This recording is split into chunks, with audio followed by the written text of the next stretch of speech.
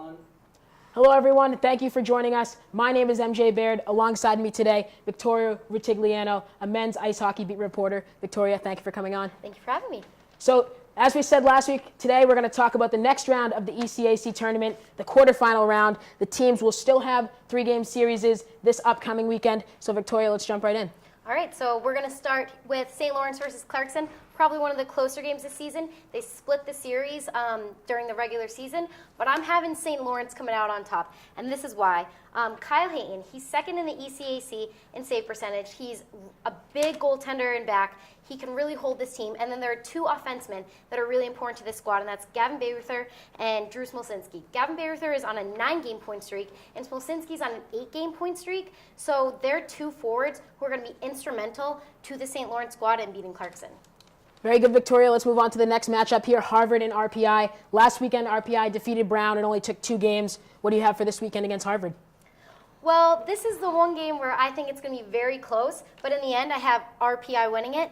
I think their goaltender, Jason Kasdorf, is instrumental in the success against Harvard. Both times that Kasdorf was in net, they either tied, RPI either tied or RPI won, and he faced more than 40 shots on net. So it's not like Jimmy Vesey and Kyle Criscarolo weren't taking shots. They were. But this team, RPI, they're really good at blocking shots. Their defense is phenomenal. And I think if Jason Kasdorf comes with his game, they're going to win.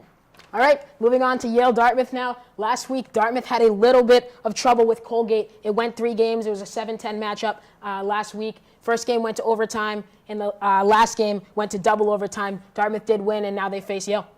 That's very true, and I think Dartmouth is going to come in with a lot of energy because of that double overtime win. However, I think Yale has been on a hot streak. They were on an 8-game win streak before losing to Quinnipiac in their final game of the season, and I think Alex Line is going to be huge. He's the best goaltender in the entire NCAA. He's top-notch in save percentage. He's #1 in goals against average. He's a huge goaltender in the NCAA, and he's going to shut down this Dartmouth squad. Also, Joe Snively, who has had a point in 7 out of their past 10 games, and they've won 8 out of their past 10. So it's pretty clear that he is a huge forward for this team.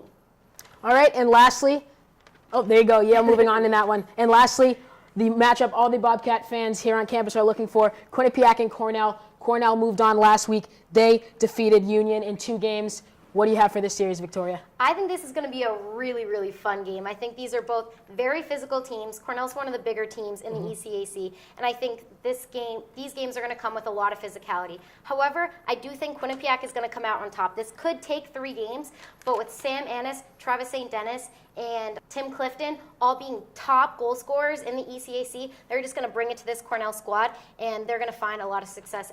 Even though Cornell is pretty good at shot blocking, Quinnipiac is going to be coming again and again and again. And with Michael Gartig now being confident after winning both of his past 2 games 4-1, this team is going to end up with the win. All right, there you have it, ladies and gentlemen. St. Lawrence, RPI, Yale, and Quinnipiac. That's who Victoria has moving on to Lake Placid. Thank you for tuning in.